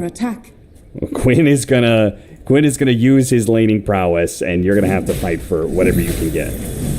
Radiant's top tower is under attack. Win lanes win the game. NA Dota? Is that what you're saying? A little bit, yeah. I mean, that's classic NA. True to the core. I don't even think they stomped the lanes. I mean, they won them. It wasn't a stomp. It's just... Well, Puck, this Quinn Puck is just took it to this Ember. No Flame Shield. Just killed him with Coil 2 or 3 times. I mean, if you're mid solo killing the enemy mid 2 or 3 times, the game is probably going to be in your favor. Yeah. It's just too much acceleration on him.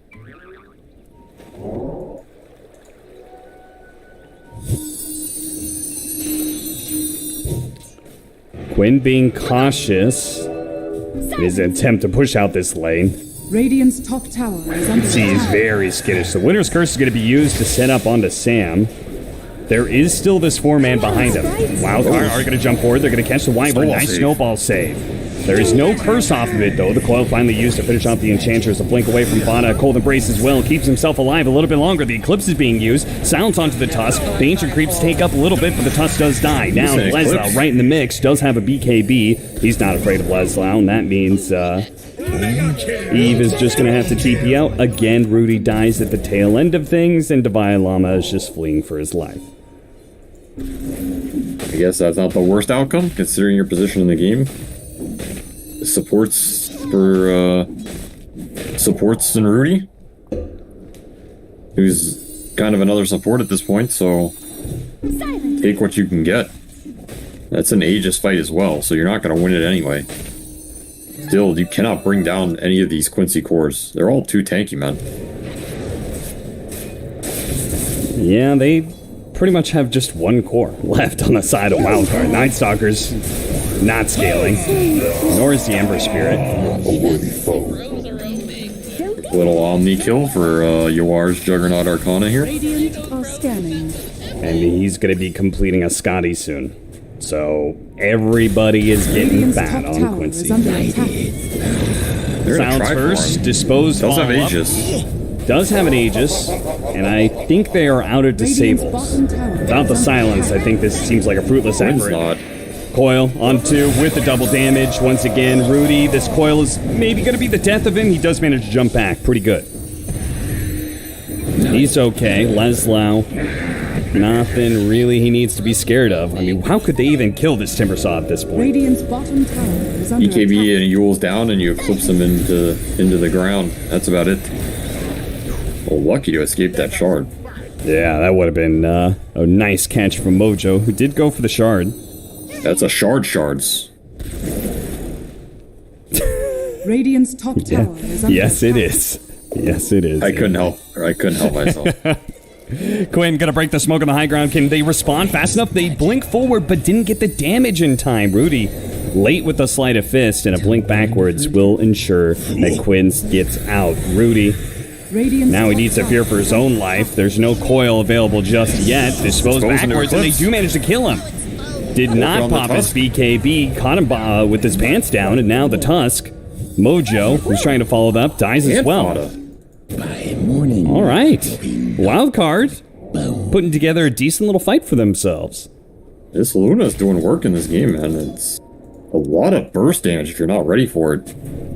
Yeah, coming back to life, blink on the Marcy. Dispose, always a strong spell. This Orchid on Edge is still doing work, prevents any sort of potential snowball save. Not that it would have been there in time anyway, and I mean, Night Stalker's Night Stalker, he gets on these supports. Dire's He middle melts tower Fada is on the under back attack. end. Dire's structures. Well, look are out, man. This game ain't over yet. No, not yet. We'll see if Quincy crew, how much they're going to give up here in map control. It's going to be the mid tower first, but I have a feeling that they don't need everybody to be able to fight back. Iwar is, he's hungry. He's got more neutral items than any hero deserves. What's he doing with them all, man?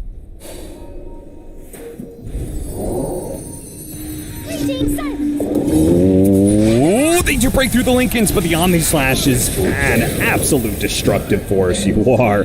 Cleans up the two of them. I thought for a second maybe the Marcy would provide an opening to kill Quinn, but no. Didn't even have the Marcy ult. That's just not gonna happen. There's gonna be an embrace or something. Yeah. Back to the drawing board. And you are looking for some food. He finds it. And found some venison.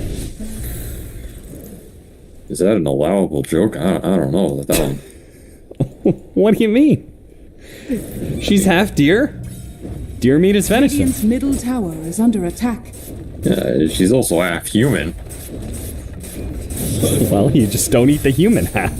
Yeah, okay. You work on that. Get back to me.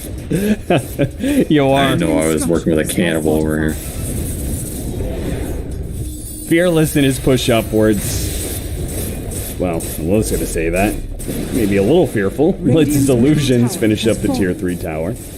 All that deer human meat going to his brain. Hopefully he doesn't have mad deer disease. I think we've had enough diseases for one lifetime.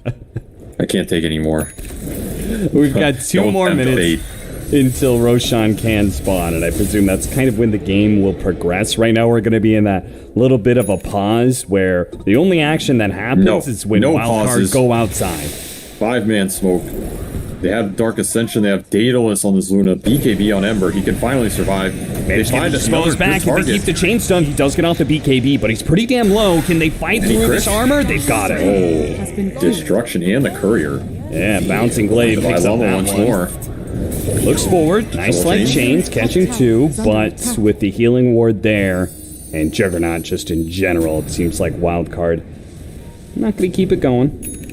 Gotta keep these double save supports in mind. It's hard to extend deep into these Quincy fights if the Wyvern and Tusk are in position. The Tusk save is difficult because of the AoE silence. The Wyvern save, though, embrace into a Winter's Curse. This Luna's gonna shred her own team if they're not careful. You know what I kind of like about that push out is that it's well timed with Roshan coming back up. Like, their darkness will come back up in time for a potential early Roshan contest. So, yeah, very true. It's kind of like a free go, you know? Yeah, exactly. Radiant's top tower. And it's gonna push this Luna potentially towards another item here in time for that Roche fight. Looking at Ags. Is under attack. That's some burst potential. He gets to it.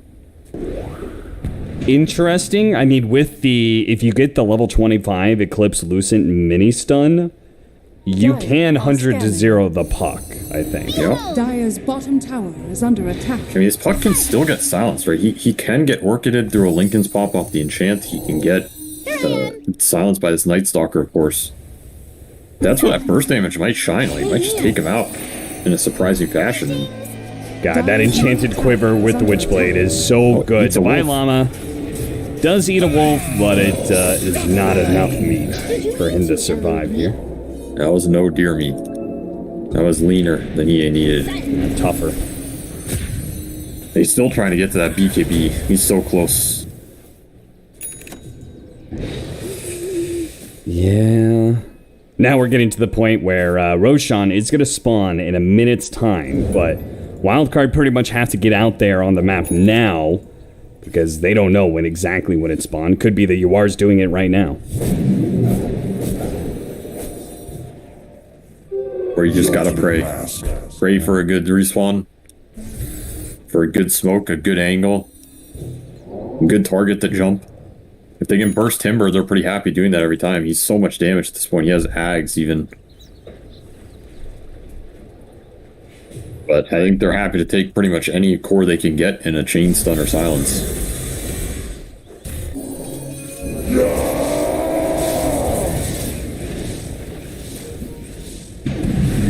Almost level 25 on Yuar.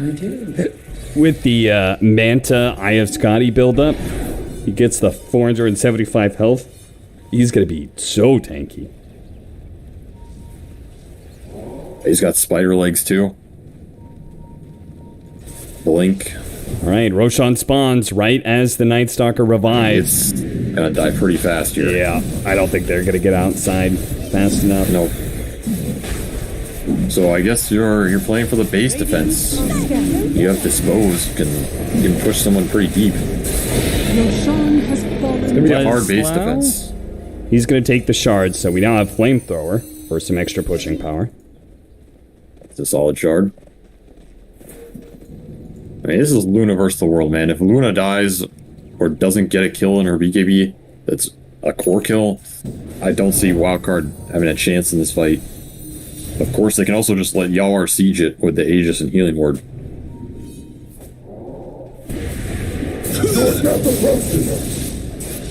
He could just spin, hit, back up before he gets grabbed. Gets orchided. He tried to blink forward. He does have an Eon Disc. That'll save him from the Orchid. He's going to cold embrace himself now, but he's stuck in a bad position. Eve popping the BKB. They're not getting that much with it. Fana saved by the snowball for a bit. Rudy right in the middle of everything and see if he can finish him off with a slight, and he does. Winter Wyvern goes down. These chakras, though, tearing apart the Radiant side. Wildcard lose 2 from Leslau's positioning there. Luna BKB'd so early in that fight that by the time the actual engagement happens, she doesn't have it. Nice toss back into tier 4s. It's a lot of damage. Cool. Jeez, Yard might go down here. Yeah, he might be. Trying to get away. Turns around Omni Slash last second. Gets the double off of it and stays alive. That's going to be GG. Wildcard will be eliminated. And it'll be Quincy Crew with an opportunity, a chance at a rematch against TSM FTX. A chance for them to secure a spot at ESL 1 Genting. Well, Wildcard had their moments in this qualifier. Rudy had his moments. They did decently well considering they're playing with him for the first time and made it decently far. Still, I think this series showed they have a ways to go to catch up to the top 2 or 3 dogs in this region. And Dota's a game, it takes a while to get there. The road is never short and it's never easy. Why is that? They're back to practicing. Why is that? Yeah. Because Dota is a very complicated game and people develop a lot of stuff over a lot of time. So unless you're prodigies, it takes you a while to learn all that, you know? Is that why teams always seem to talk about, and I've heard you talk about it specifically, learning concepts? You do well with those concepts, and then you try to learn something new, or maybe you were talking about, say, TSM. They did well at the major. They didn't win, but they got into the grand finals, and then they took a step back. You were talking about how you sort of forget some of those concepts that you built up over time. Is that just like why it's a low, constant process? Is there just too many concepts to learn? It's hard to make habits a default, which allows you to learn new things, so it takes a while for people to do that.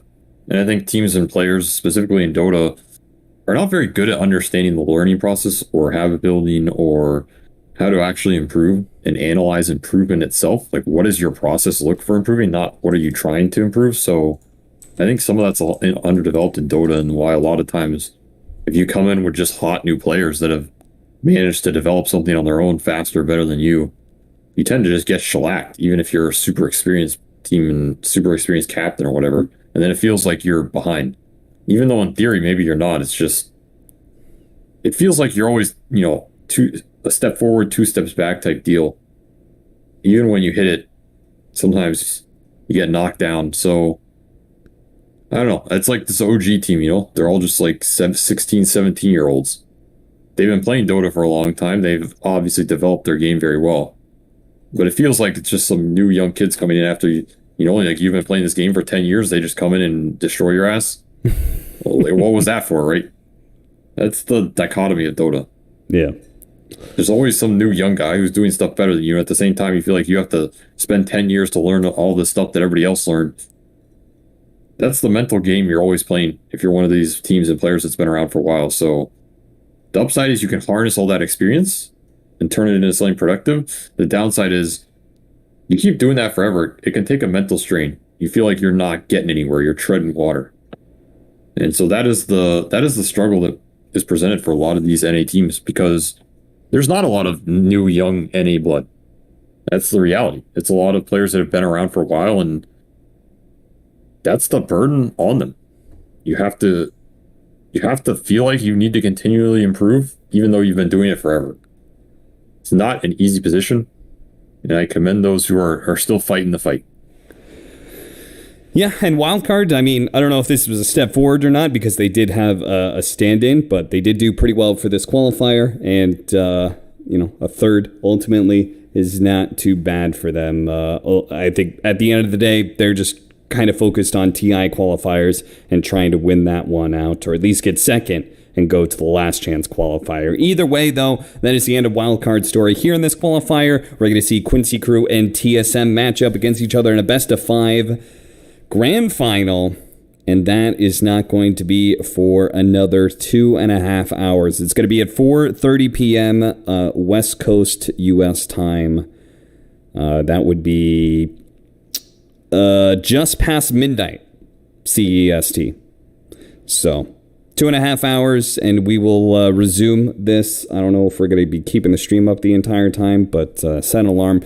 Come back, because you do not want to miss TSM FTX and Quincy Crew in a best of 5.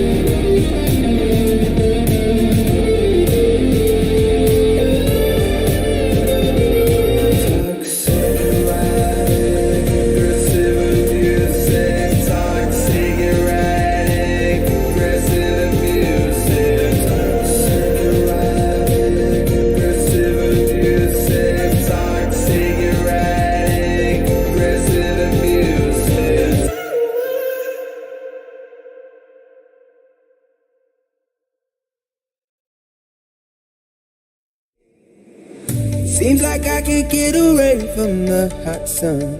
Always nights, never day. Even when I watch the floor, the dust will come. Keep on hunting for the prey.